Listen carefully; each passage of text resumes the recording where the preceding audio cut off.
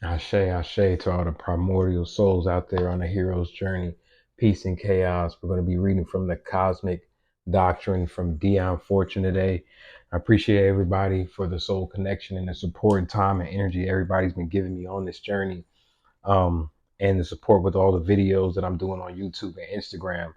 And, I just give all the energy back to you guys, all my love, heart, and support back to you guys on your hero's journey, and give all the energy for you to keep supporting and inspiring yourself to be your own guru, your own teacher, your own prophet, your own ascended master, like we always talk about.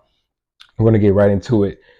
Section 1, the first manifestation from the Cosmic Doctrine by Dion Fortune. Knowledge falls into two divisions: the record of facts and the explanation thereof. Knowledge can only consist of that which is present in the mind. That which does not enter the mind cannot be known.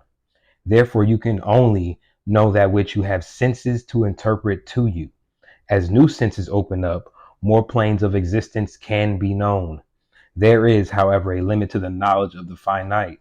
Perception ceases at the barrier of manifestation. Of that which lies beyond, we can only know by analogy. The unmanifest is pure existence. The unmanifest is pure existence. Our unmanifested natural netaru nature, the soul primordial essence, is pure existence. And that is what we are quote unquote forming back into, is the unmanifest. We cannot say of it that it is not. Although it is not manifest, it is. It is the source from which all arises. It is the only reality. It alone is substance. It alone is stable. All else is an appearance and a becoming. Of this unmanifest, we can only say it is. It is the verb to be turned back upon itself. It is a state of pure being, without qualities and without history. All we can say of it is that it is not anything that we know, for if we know anything, it must be in manifestation for us to know it. Our consciousness has to grasp it. And if it is in manifestation, it is not unmanifest. Therefore, the very fact that we can know it proves that it is not unmanifest. The unmanifest is the great negation. At the same time, it is the infinite potentiality which has not occurred. Your natural essence is the limitless potentiality of everything and beyond, right at your fingertips. It is best conceived of under the image of interstellar space. Interstellar space. The cosmos are within us, family. As within, so without; as above, so below. It is best conceived of under the image of interstellar space. In the occult teachings, you have been given certain images under which you are instructed to think of certain things. These images are not descriptive but symbolic, and are designed to train the mind, not inform it. Therefore, you think of the unmanifest as interstellar space, and of the logos as a sun surrounded by his solar system of planets, and of the emanations of the logos as rays. The unmanifest is the only unity. We are becoming whole, the oneness again. Manifestation begins when duality occurs, and we are mastering duality. The duality between the brain, the right and left hemispheres of the brain, the masculine and left, and the masculine and feminine, energies of the brain, and merging them back as one and becoming that androgynous primordial entity again. The prime duality is space and movement. The first manifestation was a current in space, a current, the flow state. The metaphor I must use may convey nothing to your mind. All I can say is that space was moving. Now, when space moves, it has this peculiar quality, being frictionless. It never loses momentum, but continues to flow. We are in the flow state, fam. This is not anything you have to believe. You just have to know yourself and flow with your higher self guiding you. Your spirit guide is yourself in the future, leading you to your higher self. When space moves, two forces are at work. The force which causes it to move, being the desire of space for momentum. The force which had hitherto caused it not to move, being the desire of space for inertia. These two factors are present in all motion, but the desire for movement, being the stronger, overcomes the desire for inertia, and the desire for inertia continues as a check upon the movement. Therefore, the movement is pulled upon slightly. That is why there is no such thing as a straight line in the cosmos, the scalar waves. All movement, therefore, has a slight curve in its projection. Look at all the torus fields, it's all a curve. Therefore, eventually, it returns to the spot whence it started and forms a spinning ring. We're returning back home, family. We're returning back to the cosmos. It's a natural spiral upward, up the spinal column. Now, the prime movement is just a flowing of space that returns after long eons whence it started and then renews its journey, regeneration, rebirth, resurrection of the soul. The dark soul, the dark night soul arises. This sets up a spinning belt of enormous circumference. Our electromagnetic field of our hearts and our aura fields are the expansion of the entire four corners of the earth. This belt spins on one plane for immense eons of time, spins with a changeless spinning torus fields, but its tendency is to communicate its motion to the space about it, which leads more space to flow into the spinning. All this, remember, is metaphor. The spinning in one plane continues until the stresses which it generates evoke a new movement, and a second current in space is set up at right angles to the first, and the same process is repeated. These spinning planes of force may be conceived of as resembling the rings of Saturn. This is some deep, high level spiritual science, family, and this shit is deep. This shit is beautiful. We can go over this multiple times to dig deep into these letters, into these words, and get the deeper primordial aspect of this. I'm gonna break this first chapter down into two separate videos because this is a pretty long chapter, and I'm trying to just get through it fast right now and just kind of just read it to get it out there and spark you guys' interest and intrigue more into this book, and we can all study and dig deeper into it. We have now two spinning planes which at 2 points cut each other, and it is worthy of note that the second plane forms outside the first and is therefore larger in diameter. The quantum shrinking, contraction, and expansion, the scale, the polarity scale, small, big. It's the same concept of that. That's that duality again. For countless eons, these planes spin at right angles to each other, and the whole of evolution turns upon the difference in size between the planes. When the larger has got up to the same speed as the smaller and older, it commences to attract one aspect of it. The consequence being that the older circle is drawn towards the newer. And we can break this down to a biological level, getting back into the cells and the atoms and the electrons and the nucleus and the 666 of all this carbon-based cosmic energy that is flowing through this manifested realm from the unmanifest. We're getting quantum level knowledge on how to exist in the limitless quantum realms of eternity and beyond, fam. Embrace, embody, enlighten self. Now, the first circle must be conceived of as having an upper and lower surface. Upper Egypt, lower Egypt, the upper chakras, the lower chakras, heaven, hell. The upper surface of the outflowing arc may be conceived of as positive and the lower as negative. The reverse being the case in the inflowing arc.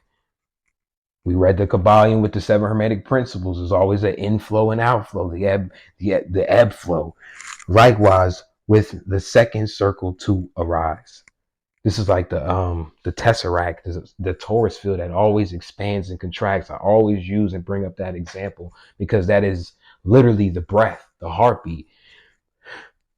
Inhale, exhale. It's literally everything that takes us to the quantum realm and allows us to release DMT from our third eye and allows us to heal our entire energetic field with the spirit molecule that they say we all have, the primordial energy that we can filter out through our third eye with deep breathing, with deep meditation, with mindfulness, and just being in oneness and in tune with the Netzeru, with the nature and of the cosmic flow that is going on in that real time of energy.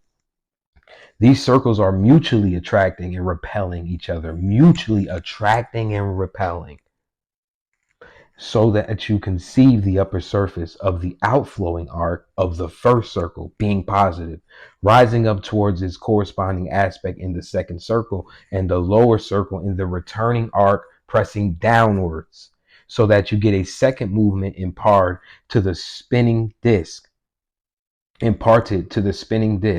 When this secondary movement has completed its first circuit and set up its steady revolution, the new cosmos is in being. We are in being. The new cosmos, the new primordial genetics is us, and we are in being. That is the prime beginning of a cosmos expressed in the nearest approximate metaphor. The secondary spin of the first circuit is the ring pass knot, and the circuit of the second formation is that sphere, the circle, the torus field, the vortex chakra spinning wheels that we have within us, the portals, which sets a bound to chaos. On the outer sphere, there is a secondary derivation. Excuse me, I can't even pronounce that word.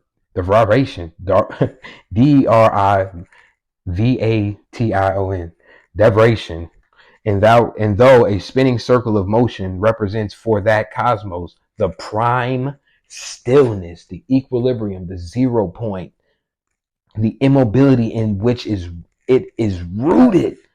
We have natural roots to the before the beginning of time. We have that. We are that. On the outer sphere, there is a secondary derivation. And though a spinning circle of motion represents for that cosmos the prime stillness, prime evil, primordial, the immobility in which it is rooted, it is the thrust block of the force of the cosmos, that which resists, which alone enables momentum to be achieved. And you may call it the ring chaos, the prime evil. It is evolved from the reaction of the prime force in order to take its thrust. It is evolved from the reaction of knowing yourself and going within, of the prime force, the ether inside us, in order to take its thrust, to keep flowing in the flow state. It spins at right angles to the prime spin. It counteracts it. It was the attraction of the ring chaos inducing a secondary spin in the ring cosmos, which forms the ring pass knot. Now that movement in the ring cosmos, spinning in one plane and rotating while it spins as if upon an axis, sets the bounds beyond which the creatures of the universe cannot pass, even in thought. But this universe is a sphere encircled by two lines of force, the ring cosmos and the ring chaos, rotating at right angles to each other. High tide, low tide. The momentum of the ring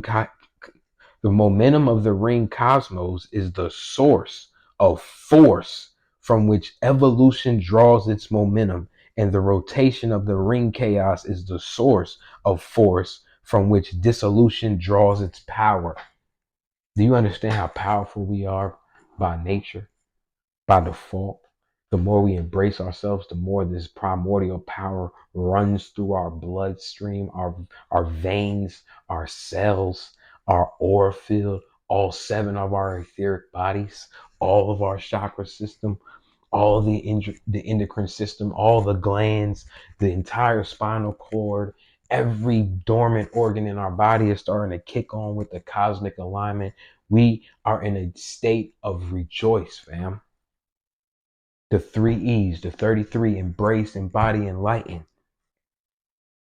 Take this journey personal.